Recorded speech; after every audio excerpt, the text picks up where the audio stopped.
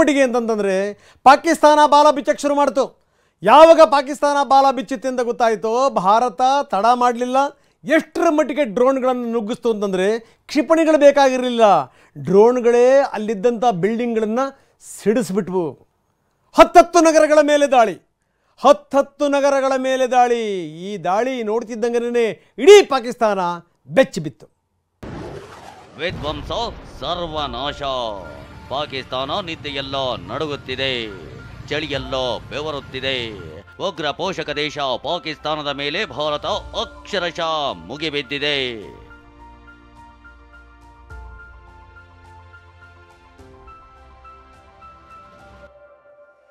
ಪಾಕ್ನ 10ಕ್ಕೂ ಹೆಚ್ಚು ನಗರಗಳ ಮೇಲೆ ಡ್ರೋನ್ ಮಳೆ.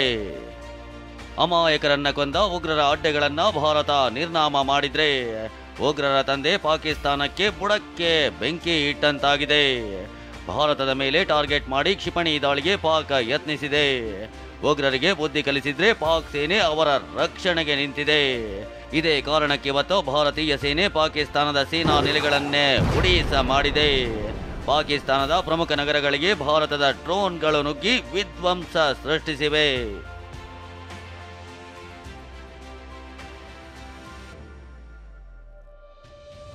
ಲಾಹೋರ್ನ ಪಾಕ್ ಏರ್ ಡಿಫೆನ್ಸ್ ಸಿಸ್ಟಮ್ ಧ್ವಂಸ.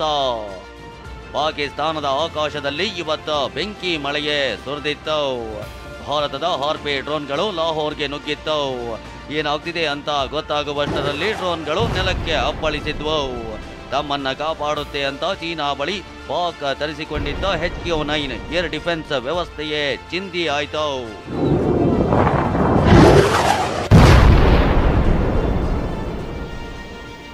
इन हमलों को इंटीग्रेटेड काउंटर UAS ग्रिड और वायु रक्षा प्रणालियों द्वारा निष्क्रिय कर दिया गया। इन हमलों का मलबा कई स्थानों से बरामद हुआ, जो कि पाकिस्तानी हमलों का प्रमाण है। India was compelled to respond to bring mortar and artillery fire from Pakistan to a halt.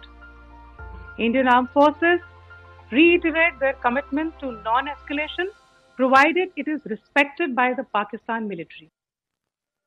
ಆತ್ಮಾಹುತಿ ಡ್ರೋನ್ ದಾಳಿ, ಕಟ್ಟಡ ಛಿದ್ರ ಛಿದ್ರ. ಭಾರತದ ಆತ್ಮಾಹುತಿ ಡ್ರೋನ್ಗಳು ಒಂದೊಂದಾಗಿ ಬೀಳ್ತಾಗಿದ್ರೆ ಕಟ್ಟಡಗಳೇ ಧ್ವಂಸವಾಗಿದ್ವು. ಪಾಪಿಗಳು ಪಾತಾಳ ಸೇರಿದ್ರು.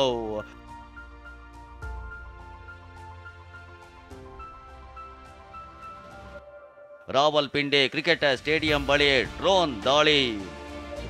ರಾವಲ್ಪಿಂಡಿ ಕ್ರಿಕೆಟ್ ಸ್ಟೇಡಿಯಂ ಬಳಿಯೂ ಡ್ರೋನ್ ದಾಳಿ ನಡೆದಿದೆ. ಸ್ಟೇಡಿಯಂನ ತಡೆಗೋಡೆ ಕಾಂಪೌಂಡ್ ಧ್ವಂಸವಾಗಿದೆ.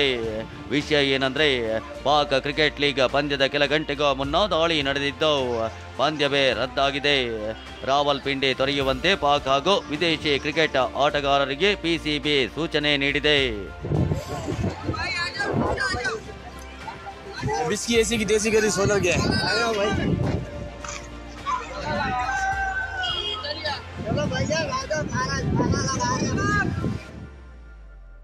ಪಾಕಿಸ್ತಾನದ 10ಕ್ಕೂ ಹೆಚ್ಚು ನಗರಗಳಲ್ಲಿ ಭಾರತ ಡ್ರೋನ್ಗಳಿಂದ ದಾಳಿ ನಡೆಸಿದೆ.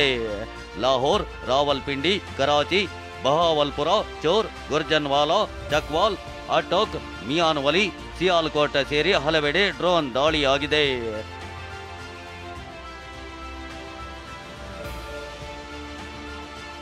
ಭಾರತ ಡ್ರೋನ್ ದಾಳಿ ಮಾಡ್ತಿದ್ದಂತೆ ಇಸ್ಲಾಮಾಬಾದ್ ನಗರದಲ್ಲಿ ಸೈರನ್ ಮೊಳಗಿತ್ತು. ವಿಮಾನ ನಿಲ್ದಾಣಗಳನ್ನು ಬಂದ್ ಮಾಡಲಾಗಿತ್ತು.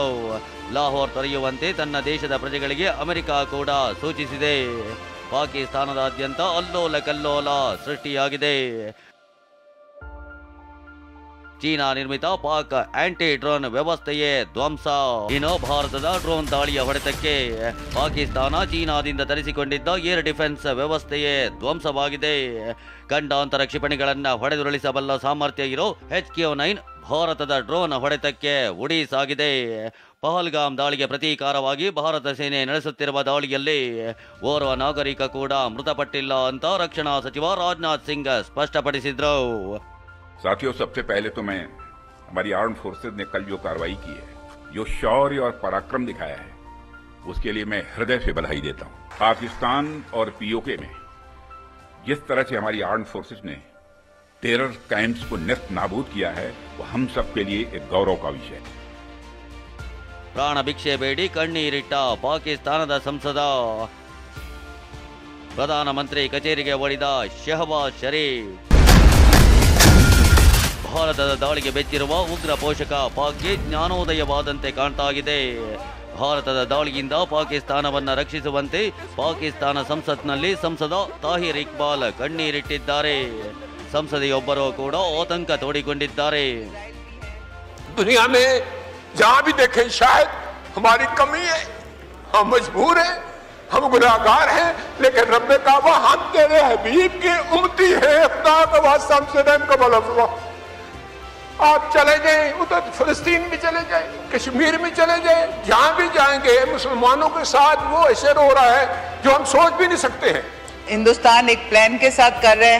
मैं समझती हूँ कि हमें भी अपने लोगों को वो जो पैनिक इतना कर रहे हैं उसके लिए हमें कोई ऐसा डिसीजन लेना चाहिए कि हमारे लोग, क्योंकि एक मैसेज होता है कि लाहौर में जैसे बरकी में 2 गिरे हैं। ಇನ್ನು ಭಾರತ ಡ್ರೋನ್ ದಾಳಿ ಮಾಡ್ತಿದ್ದಂತೆ ಪಾಕ್ ಪ್ರಧಾನಿ ತನ್ನ ಕಚೇರಿಗೆ ಓಡಿ ಹೋದ್ರು, ತುರ್ತು ಸಭೆ ನಡೆಸಿದ್ರು. ಈ ಮಧ್ಯೆ ಪಾಕಿಸ್ತಾನ ಸರ್ಕಾರದ ಮೇಲೆ ಪಿಟಿಐ ಪಕ್ಷದ ನಾಯಕ ಇಮ್ರಾನ್ ಖಾನ್ ಸಹೋದರಿ ಆಕ್ರೋಶ ವ್ಯಕ್ತಪಡಿಸಿದ್ದಾರೆ. देखें तो सही, क्योंकि आपको शायद जंग का पता नहीं। मेरे हस्बैंड एयरफोर्स में थे, मेरे बहनोई भी एयरफोर्स में थे। ये जो क्लेम कर रहे हैं कि इन्होंने जहाज गिराए हैं, वो जो नवाज शरीफ की हुकूमत क्लेम कर रही है ना, तो यहाँ पे ड्रोन अंदर आ रहा है। इंडिया से अंदर पिंडी तक पहुँच रहे हैं। पिंडी तक पहुँचे कैसे? ಒಟ್ನಲ್ಲಿ ಪಾಕಿಸ್ತಾನ ಭಾರತದ ದಾಳಿಗೆ ಬೆಚ್ಚಿ ಬಿದ್ದಿದೆ. ಪ್ರತಿ ದಾಳಿ ನಡೆಸಲು ಆಗದೆ ಪರದಾಡ್ತಾ ಆಗಿದೆ. Bureau report, TV9.